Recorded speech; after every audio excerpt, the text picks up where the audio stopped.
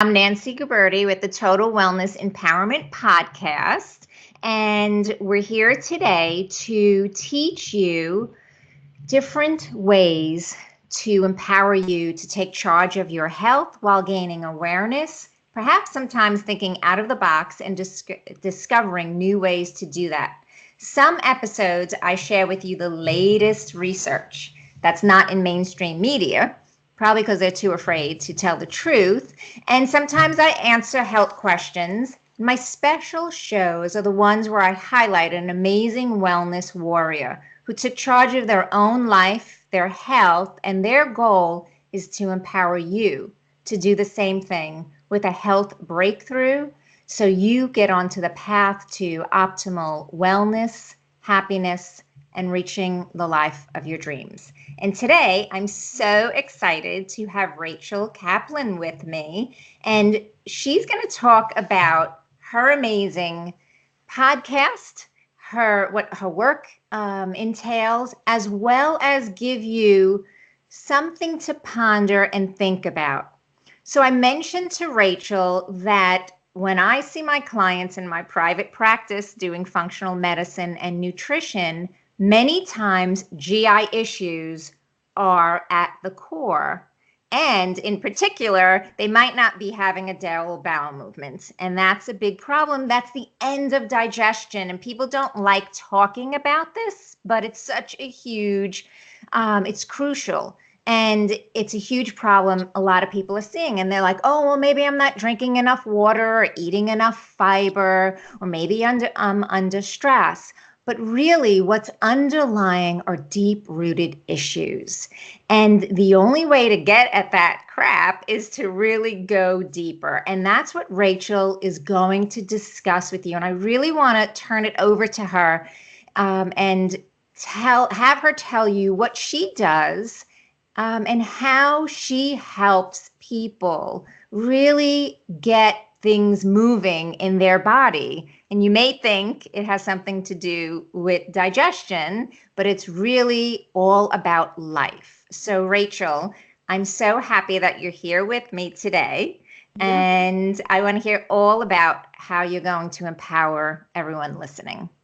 Okay, great. Well, thank you so much, Nancy, for having me. It's a delight to be here and to be exposed to all the people that are gathered around you in pursuit of wellness and empowerment. And those are my people. So hi, everybody. And what's funny is, so I'm a psychotherapist. I've been doing that in private practice for about 13 years. But what I'm starting to put myself out to the world as is an emotional potty trainer. And what I have found, so I have been at this, I said I've been in practice for 13 years. I've actually been focused on the relentless pursuit and study of emotional healing for about 25 years. So you're probably thinking I look too young for that. Just joking. But yeah, since I was 14 or 15, I started, because of what happened in my life, my first love committed suicide. So even though a lot of people say, you know, to me, it felt like I didn't have a choice but to pursue healing. And of course I did. I could have gone down many roads, addiction, destruction. But regardless, I bring 25 years to the table, and I have studied all of the world's healing technologies. And by that, I mean majored in Eastern religion, spent a ton of time living in Asia and Nepal and teaching and practicing yoga and meditation. And I also have a clinical degree in Western psychology and have done everything woo-woo you can imagine. And also studied, my deepest and most profound mentorship was with someone who is more of a traditional Western healer. But basically, after all of that study, the thing that has been most profound for my own healing and for hundreds of my clients can be boiled down into something that is as simple and metaphorically similar to pooping. And that should be exciting for people listening, because it means that, that something that you need, if you actually want to feel better, if you actually want to feel as worthy as you want to be seen, if you want to not have imposter syndrome, if you want to not struggle with depression, anxiety, and just some of the crippling addictions that are so prevalent in our world, it's as simple as looking at how you poop. So that's where I'll start. That's the pitch, emotional potty training. Do you want me to keep going, Nancy, or do you want to ask me any questions? Yeah, so I have a few questions.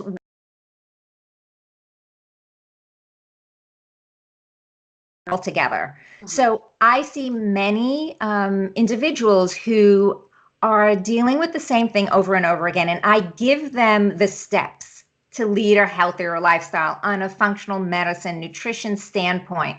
But like I mentioned before we went on the air, there are so many people that come in when they tell me about their life. I'm like, okay, unless they deal with that stuff and really move it and resolve it, they're not going to be able to stay with these steps for healthy living. They're going to fall back to the same thing over and over again. Yeah. So I want you to, if you can let the audience know, how is it that you can navigate that out of them? Like many people will go for acupuncture because they know like their flow has a block somewhere, but we're talking about emotions and feelings. Yeah. So let's see. I mean, what I would say is that the root there is about core wounds. And when I say core wounds, a lot of people talk about these negative beliefs, these limiting beliefs. And the word belief implies that we can change our mind, right? But what I'm talking about when I say core wound, and the reason I describe it that way, is that deep down inside most of us, literally almost everybody, is some part that for very good reason, and I can speak to how it came to be in my understanding based on just things like attachment theory and early childhood and our biological need to feel a secure and loving attachment with a caregiver. The way that impacts us is that before we can even think, before we have any cognitive constructs, we are so wired to feel like we will die if we lose connection with our parent or our caregiver that we subtly start to shape ourselves to be who they need us to be in order for them to stay close to us. And what that means is, let's say every time a new baby gets really dysregulated and cries, if the mom goes away and kind of shuts down or gets overwhelmed, or as children grow, if the parent is saying don't be like that, or little boys don't cry, or whatever the messaging is, we are so wired to need that love at a biological level that we start to push aspects of ourselves into what I call the emotional basement and start to try to deny them, because what we need mostly is connection, right? And this is so young, it's precognitive, before we have ideas. So eventually in life, what you see is people who have all these developed personalities, skills, they're functioning in the world, they're successful, but deep down they're trying to hide oftentimes their vulnerability, their needs, their sensitivity, depending on how they were shaped. And so these parts of us, if you can imagine taking any living thing and putting it into the basement, like locking it away, denying it exposure, denying it contact with loving friends, loving, family, air, light, all these things become these, what I like to call like little ghouls, these little kind of monsters that are sure, they're positive. It's not a belief. They are positive that if people got close enough to us, they'd see that we're not good enough, we're too much, we're not enough, all these things. And so as people get into their lives, they are usually, a lot of their body language, a lot of their, relationships are impacted by this management of this, trying to hide this aspect. And at one of the main things that was conditioned out of all of us is our emotions, especially for men. Most men, I'd say, are taught they can feel anger, if, like maybe one generation back. It's changing now, right? There's a lot of things, thank God, that are starting to shift as far as emotional intelligence. But so what happens is all those feelings, I mean, now let me pause for a second and go to, so that's how we got so wounded, and that's why some things aren't moving, right? Let me talk about how to understand emotions, because how are we going to talk about emotional potty training, moving the feelings, if we don't look at that?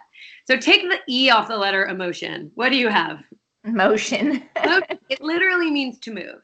Now, and what's amazing is so many people who come to my practice are, when we start to get toward their grief, let's say, they say, I'm afraid if I feel my grief, I will drown. I will never come out of it.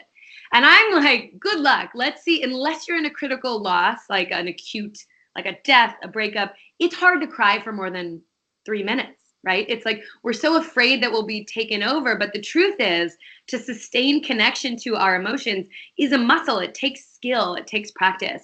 So basically what's happened is, And the reason I bring up, pooping is that most people, I know not everyone has a healthy relationship with their poop, and you're seeing that. You're on the front lines of that, right?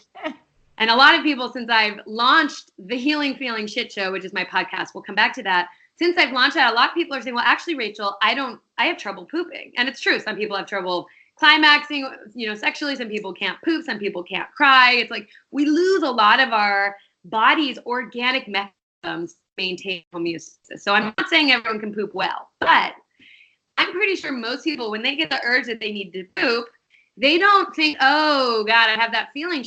Maybe I should eat something, or maybe if I call my friend and she gives me all the positive feedback, or if I post something and I get a lot of likes, I won't have that feeling. Because we were potty trained, and so we know that the way you don't have that rumbling, crampy feeling in the guts that we need to poop is we go poop, right? And also most people don't look at any particular poop and think that's who they are. They know that that's that given poop, and that the next poop might be a little different, and the next poop might be a little different. Yet when we have an emotional movement stirring, and just real quick, what do our emotions? They're clusters of sensation. They roll in squads. They come in groups. They're very intense. They're in the body. So, think about anger. You might get flood of blood to the forearms. You might have heat. It's a rising sensation, right?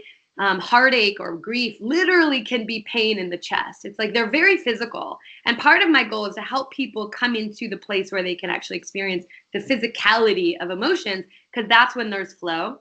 But anyway, we get that stirring, like I feel anxious or I'm sad, and I'm absolutely going to be more inclined to, and I think this speaks for everyone, go buy something. Maybe if I get a pretty sweater, I won't feel that way. Or maybe if if I'm online dating, maybe if I get a match, then I won't feel that way. So our whole culture, social media, our economy is funded. Literally, people are profiting off of us believing that if we buy things, then we'll feel better, we'll feel worthy. And it's a huge lie that we all buy into because we're so afraid of our feelings, because we were conditioned out of our emotions. And what it leaves is these people who have, they've reached the pinnacle of success in their careers. You see, beautiful, amazing artists and actors and musicians, and they're addicted to drugs. They're dying in overdose or suicide. There are people who are leading, the companies, and they feel wretched inside. And often people get to that critical crisis when they reach all the things that they thought would make them feel worthy, and they realize they still feel like shit. And so what I'm saying to the world is like, hey, everybody, we've all tried it, right? I have all the sweaters behind me. There's a closet. All the sweaters are in there. You've probably tried all the strategies to be successful, to have promotions, to, amass sex, or whatever your thing is, whatever your drug of choice is, and you still have pain because you're human. You're not.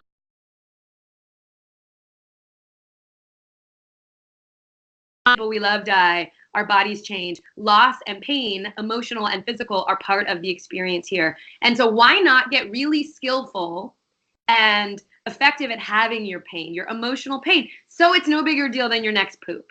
So that when you have to cry, you're not like, oh, but I'm so weak, I cried yesterday. What does it mean about me that I'm crying again today? Well, it means you need to cry.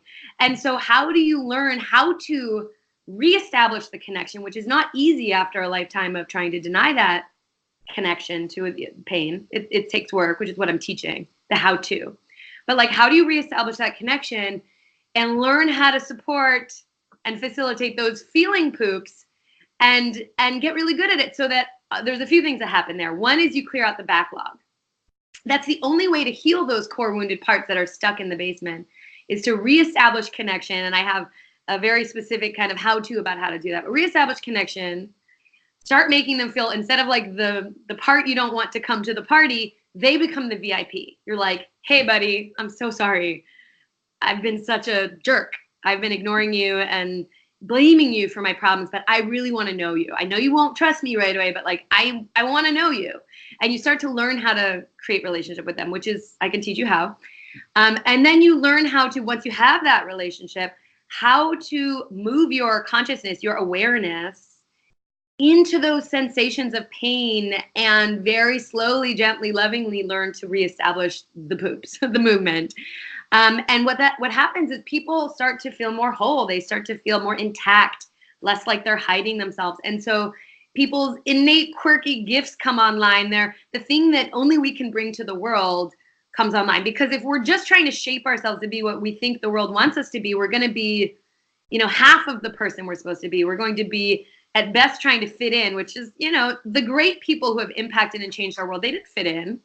No, definitely not. Who we are. And then through that, you can learn how to navigate the life that actually, like you said, is the life of your dreams. And you have that emotional baseline where and this is the best thing that comes out of this work, you have emotional resilience, which is, it's not so much that you're happy all the time, although I feel like I'm happy a lot of the time because I feel whole and healed. But it's more like, I know I can handle whatever life throws at me because I can move my feelings through me like a poop. So I can handle loss, I can handle fear, I can handle, anger. And so I feel kind of equipped to be in life because life has those things. Oh my God, I love what you're talking about. I want to touch upon a few points. One, what tends to happen is when you're not living authentic, and you may not even know you're not living authentic or truthful to yourself, and therefore not truthful to other people because you're holding all this stuff inside of you. It's very hard to do that.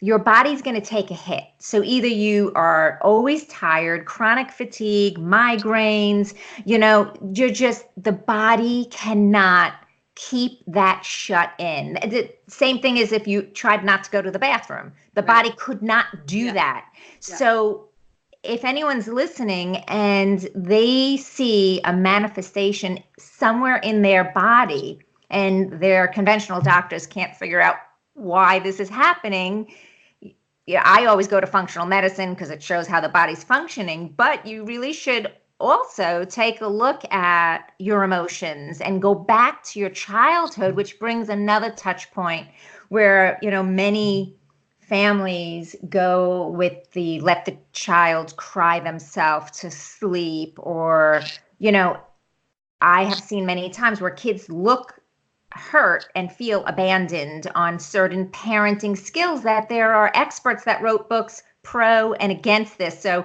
parents are left to what works for them, what book they picked up. But this could go back so far. It could go even back further if a pregnancy wasn't wanted. Right.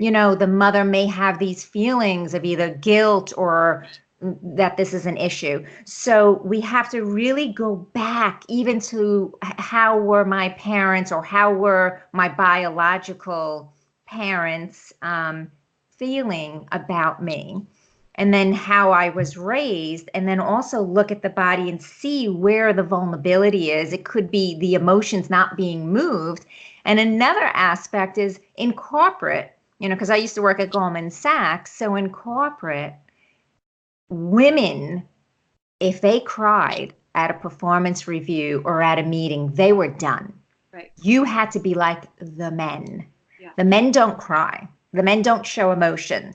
So we are in this culture. I do believe things are changing where more men are parenting these days and they're showing their femininity, that they do have a soft part of them, but it's a work in progress. So what you touched upon really touches upon past generations and up till even now in the future. So this is why it's so important. And many times you're like, well, why do so many people have these degenerative diseases? We don't have the same genes. So yes, it's the air, it could be the food is toxic, the environment, but also what about our thoughts? Because our thoughts affect our body. Right. Yeah. Yeah. What you're touching on is so true. And I think when people look at that sense of how am I going to reconnect to how my mother felt when I was in the womb or early childhood, because so much of this is really predates memory usually, it can be very overwhelming. And so I do, so what I've created is called the Healing Feeling Shit Show. And it's basically a transformational course. The first season is disguised as a podcast. I didn't know much about podcasts.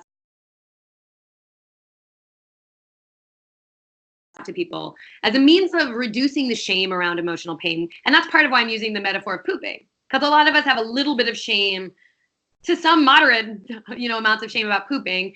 But I think we have less shame about pooping than we do about how the part of us that feels inadequate or like poop. But so it's basically guides people on this journey of why should you have your feelings? How did you get wounded? How do you establish this relationship with the part of you that's wounded? There's a lot of questions like, what did your parents praise and what did they condemn? How did you feel in relationship to your siblings? Like, did you feel like, if you had them, did you feel like, oh, well, my parents really value kindness or my parents really value academic intelligence. And you can start to kind of piece together these things. And some of the questions are like, what do you not want your coworkers to see about you? Or what do you hope doesn't come out until the 5th or 6th date? All these ways where I can help you start to unpack that very old content and start to make that part the VIP. But then the really fun part gets into how do you actually have the feelings again, move the feelings. And so there's a few episodes 5 and 6, get really into the specifics. And then episode 7, which is dropping this week, 7 through 10, each break down one of the main emotions. So I boil it down to the primary colors or core elements of emotions. And part of the reason to do that is, if I say, hey, Nancy, how are you feeling? And you're like, well, I'm really frustrated and it's been so exasperating my workday. Not saying you talk like that, but more refined and, elaborate our vocabulary is, usually the further we are from those raw sensations. And it's not going to help us. And especially when we're trying to heal from these core wounds, these parts of us are toddlers, they're infants. And so, we're looking for very simple words and access points. So I give you 4 choices, basically, or kind of 4. The basic 4 for a healthy person who's not necessarily really injured is happy, mad, sad, scared. Happy, mad, sad, scared, right? And then what I add in, and I think what the core emotional injury is actually shame. And so my show doesn't really work on happy, although we need to. A lot of us are not very good at actually trusting happy. But really at the crux of the wounds that we all carry of not feeling quite right or not feeling good enough is a sense of shame. And so what I'm teaching is, how do you work with mad, sad, scared, and shame? And they're each a little different. They each have different energetic templates. Like mad, we want to blow up. Sad, we need to implode, we need to collapse, we need to cry. It's like a downward thing, right? Fear is tricky because it's both. There's this frenetic explosion, but then also there can be paralysis. Burns. And what happens is, the deeper you go into your healing process, the more skill you need. So to get to shame, you really need to be able to do mad, do sad, do scared. And so what I do is I break in each of these emotions down, help you understand it, give you a ton of, ideas of how to move it. And then also in those episodes, there's live therapy with someone who I didn't know, just who ended up correlating to those core emotions. So people can just see this in action. Now, that's a lot of hours into my journey, right? It's like, to get to episode 7, these are long episodes. That's like at least over 12 hours of listening. Now, that's a really deep way to do it. And I would love people to come onto that journey. But what I've done is I've also found a streamlined way where you can get right into the kind of the skills of it. And so what I did is I created a quiz where you can go to yourcorewound.com and it'll take about 5 minutes, and you just rate certain statements numerically, and then it will send me your data, and I will look at it and send you an email that says, hey, this is the emotion you need to start with. That's fantastic. Now, so can you tell us the URL again? Because I know that quiz is great. Yeah, www.yourcorewound.com. Okay, and that'll be in the notes as well. And then when you send like, oh, hey, you have to work on fear or you have to work on sad, do you then, that's where you have a course that they could use, or that's... Well, so what I'm doing is, and one thing I just want to caveat, just because I'm fully transparently honest, is like, the truth is everyone's sense of shame is going to be deeper than their sense of anger. So when I'm saying your core wound, I'm not necessarily saying your core wound is anger. I'm saying the emotion that's dominant. But what's tricky is if you rank highest with shame, you also will need some of these other skills. So what I will do for anyone who comes into my world through this quiz is I'm going to give you a little module that I made that has a few things. It has a video of me talking about that emotion. It's about 10, 11 minutes. It has a list of the specific techniques that you can try to move it. And so an example is like, with anger, of course, if you're in the woods or if you have access to the woods or an axe, I've taken 24 of my clients out to the woods to learn to chop wood. But you can also do a home version where you take a towel or a blanket and you beat a bed or a couch, and I'll teach you kind of how to do that.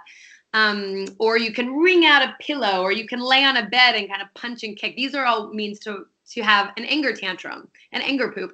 So you'll get a list of skills, a video about me, and then you'll have an access point. It has the episode from the podcast attached. Now, currently, we're doing this on March 12th. None of those episodes are live yet. The tomorrow or 12 a.m.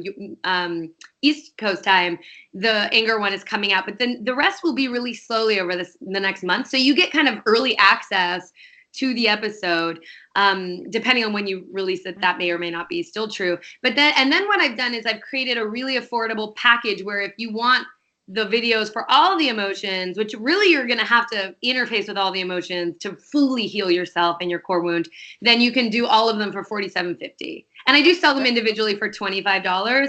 But basically, I'll give you one for free. And then I think if you want more, if you like it, if it feels helpful, buy that little pack. It's called your core wound toolkit. And that's they could go back to that. So that the toolkit is what's the URL for that? So you find it in the same way. If you go to yourcorewound.com, you can take the quiz, and that will get you into kind of my world where I'll give you access to the free one, and then you can upsell, you can buy the course. If you go to my website, which is healingfeelingshitshow.com, you can learn all about me, all about the podcast. I also would love, and I'll say in one moment how you can participate in the podcast. But there's a link, there's a little widget there that can also bring you to that toolkit. And what's cool is like, it will give you a head start. If this resonates and you're like, yeah, I want to move my feelings, you can just jump into the skills. I still recommend going through the podcast journey, which is completely free and the best thing I have to offer, because it'll just deepen your work. But you can do that while kind of having a head start to the actual emotional potty training part.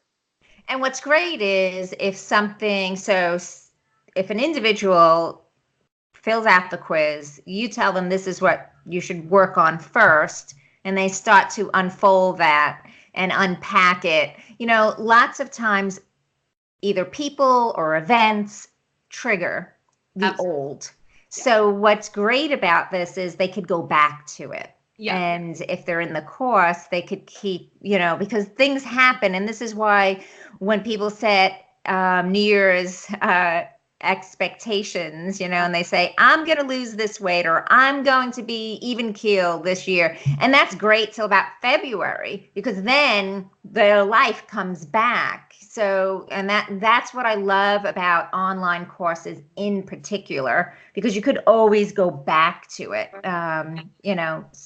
It's very helpful. It's really rich and dense, and this is deep stuff.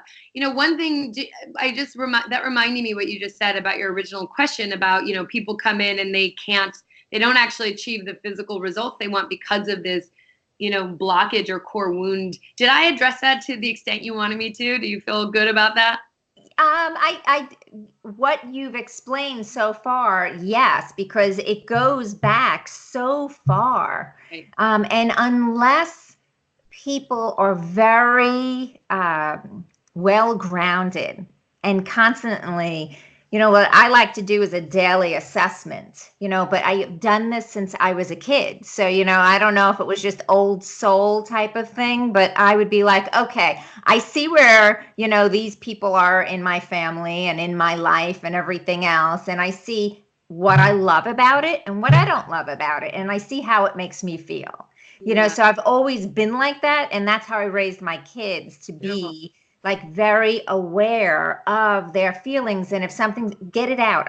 Let's discuss it, discuss it in your mind first. Like the whole idea of with kids and sending them to go sit in a corner or go to your room or what. No, how about you go think about this and see what you could have done differently? How does it make you feel? How does it make the other person feel? So I love feelings. Yeah, that's great. I don't run away from them. I think I analyze a little too much sometimes, but I don't think that's the norm. Yeah, I agree. And you have two beautiful children, Well, and thank you've done obviously a fabulous job. I mean, I do think we all as a culture are overthinking things. The mind is such a fun labyrinth, but it's endless. There's never really an answer. And when we get into the body, it's not that emotions aren't endless, but there's a very simple kind of wave that happens when you're in emotional movement where, you access the pain, it'll emerge, it comes out, and then it slows down. And it's much more of and after a good cry, people feel generally relaxed and settled into themselves. There's this peace that comes because you've kind of landed in the core of your being instead of being all in this frenetic, endless world of possibilities. Yeah. And you know what else I think this fits into the need of your program as well. If you look on social media, so you could see, and it makes, I actually feel sad because you could see who needs it for affirmation, attention, confirmation of they're worth something, or, and it's so blatant, I think, but not to the person, because we are now in a society of constant selfies and all of that. I mean, I think social media is great on one hand when we advance technology and we empower others with that. But I think it's a negative when we must use it to feel our worth. Right. Well, any of those hits that make us feel worthy that are not really true, that aren't earned internally, that aren't based in just knowing who we are and knowing what we're capable of handling, don't really work. They're very short-lived. It's not that different from a drug hit. And so, I have a client I actually interviewed her. She wrote this fantastic book called How to Be Loved.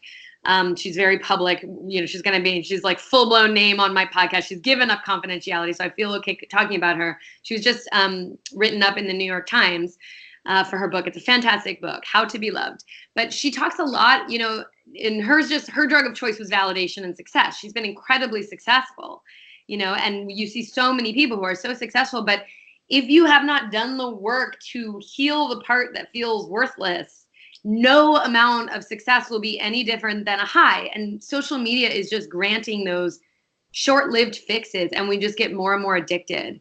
And go ahead. Have you noticed a pattern for the individuals that need that validation on social media? Is it always one particular thing? Is it shame? Well, because so much of the depth of anyone's core wound comes down to this question of, are they okay as they are? There is a way that shame and belonging are really at the core of most wounds. Do I belong in this family? Am I wanted? Am I loved? And am I loved as I am? That's the shame piece. It's like, it's not guilt. It's like, is there something fundamentally wrong with me? Did I not get the memo? Am I somehow like doing it wrong? I'm not being me correctly, And so I think shame is a huge one for validation, as far as like, that sense of desperately wanting to be seen. And usually one of the ways to know, if you're wondering if this is you, one of the things to check on is if you feel desperate to be seen and validated, how do you feel once you get it? Do you feel overexposed and like you want to hide? Like sometimes when that validation comes or that exposure happens that people can be so hungry for, then there's this real desire to hide, or this sense of, did I take up too much space? That's an indication that you're really in a wounded pattern. You're swinging between worthless to like the most amazing one. And it's really just like a pendulum of wounding. And it's fine. Everybody's doing their best, and I've done this work myself. I am, this is not, you don't have to feel bad if you're hearing about this and resonating. It's like, this is all of us. This is what happens in some way in a world that's so divorced from the earth and the source of life and learning how to contribute. Like if we lived in a time where we had to hunt our food or gather our food or grow our food, we would know how to contribute to things. We would have to be strong to be able to survive. And so people wouldn't be wondering if they're okay, because they would just know they can handle it. If you can hunt an animal, and I'm not necessarily saying pro hunting, but if there's certain skills, like my main mentor is someone who lives primitively. He lived in a mud hut when I met him. It's amazing he had a phone to do the work, but the coolest thing I've ever done. He taught me how to bring forth fire by harvesting, by connecting to trees and harvesting wood and carving this kit and learning how to like do this. I'm doing this bow drill,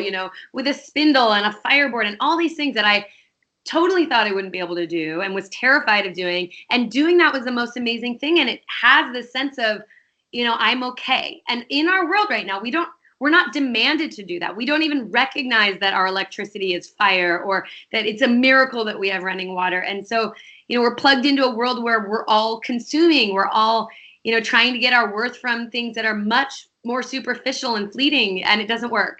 And so no one has to feel bad. We're all in this together, but if you want to feel better, if you don't want to feel hooked, you don't want to feel, you're on this drug that these highs and lows, then it's no big deal. You just have to learn how to feel your pain, and do it well. Right. And we're not judging anyone. I always say you get total non-judgment zone here. We're just trying to empower and make people feel better. And I think that if we all work together on that, the world would be a better place, as opposed to saying, pointing and trying to say someone's better than the other. No, we're all humans, and we all want to be loved. Exactly. This is my core work. I mean, I dealt with shame. I'm very clear about that in the podcast, and that's part of how I can be helpful. It's like, I know how hard it is to not just numb out. Two things I want to share. One is that one of the ways I really know that I'm feeling solid inside is, I'm like my journey, and actually the 4th episode of my podcast is a narrative memoir of my first love suicide. So intimate. I've got people coming, they're in it with me. They're in the experience in a way, in a very powerful way. And I don't feel overexposed. And so for me, that was really a test. Just the entire podcast, me doing therapy with people, me putting my ideas out there. It's like, this actually works. It's like I have come so far, and it's possible through these technologies to heal it up. So if you post online, you're not like, oh God, what are they going to say about me? You can just be like, yep, here I am, the good, the bad, the ugly, take it or leave it. And I do think I agree with you that that's what the world needs. And I think one of my goals is that, for us to have a culture where things change and where people are treated equally and where we don't have greed and lust for power and money destroying so much of the planet and different communities, those leaders need to have access to their pain, because we only have empathy if we're willing to feel pain. It's like all of the networks in us, the neural networks that light up empathy and help us connect to someone else's pain, depend on our willingness to feel our own. And so I'm hopeful that, and every CEO, every politician poops. So I'm hopeful if we can get this message far and wide enough that as a culture, we can all become more comfortable with our own pain and therefore care more about other people's pain. Let me ask you something, Rachel. What one question do you believe we should all be asking ourselves more often or on a daily basis? How do I feel? And not why do I feel? Why is tricky. I'm not saying that we never need to know the reason, but why? If you were to say to me, I went to work today, Rachel, I wouldn't say why, right? Because of course you did. Probably, right? But if you were to say you're having a certain feeling, you feel bad about something, or you feel sad or scared, and I say why, I'm very subtly saying to you, you shouldn't feel that way. And so if you ask yourself, if you notice you're feeling anxious and your first question is to go to why, you're going to be in a headspace trying to get an answer. And there's a subtle way you're going to try to get out of the feeling. Whereas if you say, how am I feeling scared? Oh, I notice I feel a little queasy. I'm anxious. How is that? That brings you right into the experience where you're just collecting information. Let me tune into that. Oh, how is it? And then you're more likely to be like, ooh, I just need to shake it up. Like we were in the way we met was the summit. We all had to get up on a mic and pitch what we're doing in the world. You bet your butt, I shook right before I went because I'm connected to that energetic. And that was the best shot I had at being in my body for that, was to be like, ooh. And that comes from my knowing how I feel. And so really the best question for you is, how am I feeling? Follow the sensations, be in them. And it's not always the right place. Like, I'm not encouraging everyone to sob at their desk. But just like you wouldn't poop on your desk, right? But as soon as you can, you want to get yourself to a place where you can facilitate those movements of feeling. And you don't want to wait too long, because just like if you don't follow the urge to poop, it kind of goes away, calcifies. Feelings are similar. So anyway, all of the how-tos are available through my website, on the podcast. The yourcorewound.com will kind of guide you in a way that I trust people will be able to take one step at a time. What I wanted to say is, if people want to be involved, I'd love people to email me questions, and my email is on the website, or actually record yourself asking a question, because as I'm moving on to season 2, which I'm now actively creating, which will have more interviews, I really want to do question and answer. Also, if you accidentally pooped in your pants sometime, or you have a really funny, gross poop story, that's another thing I'm putting in. Each episode has a comedic poop story. So you don't have to say your name. You can even disguise your voice, but I would love to hear your poop story.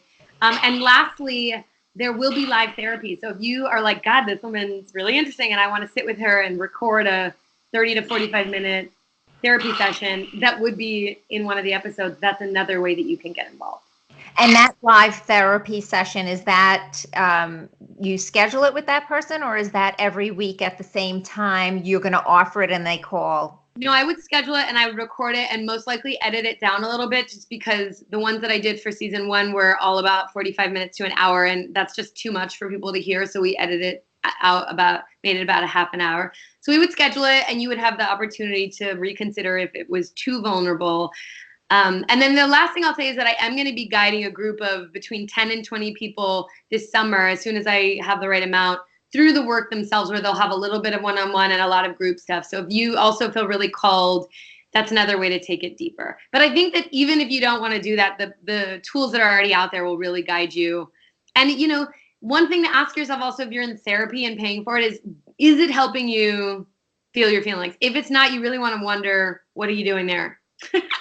And I love how when you ask the how over why, I think that it shifts from going into being defensive to really feeling. So I like that. And then also, what are the goals if you are in therapy, and how effective is it going? Are you getting to the hows? Yeah. Now, are you also on, do you have social media handles that you want to share?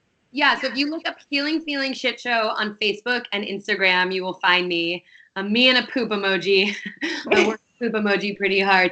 The one last thing I want to say, and I make a stance for this in my podcast, and I know I risk offending people, but I really think the therapeutic industry is doing a B- kind of job.